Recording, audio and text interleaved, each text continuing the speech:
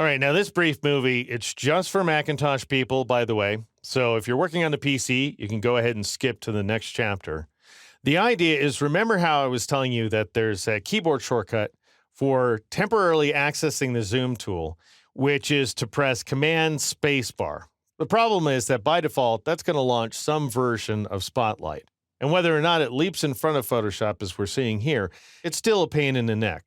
So your options, of course, are to press and hold the Z key instead and get in the habit of using that keyboard shortcut, and then click, and then you release the Z key. Or instead of pressing Command Spacebar in that order, you press Spacebar Command like so, and then you click to zoom on in. But what if you just want to be able to press Command Spacebar, as many of us have grown up doing? Well, then you need to change a system preference. And you do that by going up to the Apple menu in the upper left corner of the screen and choosing System Preferences. And then here inside the System Preferences window, locate the keyboard icon and go ahead and click on it.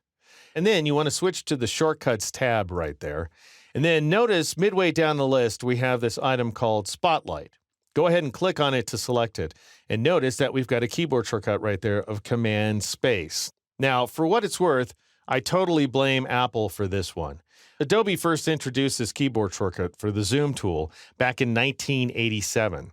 And then, for various political reasons, Apple purposely stepped all over it and took it for their own magnifying glass function, which again is Spotlight. So whatever you think of that, here's what I suggest you do. Go ahead and click on the shortcut right there of Command Spacebar. Click on it again to make it active, and then press Control Spacebar instead. So the Control key along with Spacebar, and the new shortcut will show up as caret space, like so. You may want to do the same thing for Show Finder search window, because notice if I press Command Option Spacebar, I'm going to get this search window right here. And even though in Photoshop you really don't have to press the Command key in order to zoom out, notice if I click in Photoshop once again, all I have to do is press Option Spacebar in order to get the zoom out tool, like so. But inside some of the other applications, you have to press Command Option Spacebar. So as long as we're here, I'm going to switch back to the Finder so that we can see this keyboard window. And I'm going to click on the second option right there. And then I'll click on its keyboard shortcut, which is showing up as Command Option, that little guy is the Option key, space.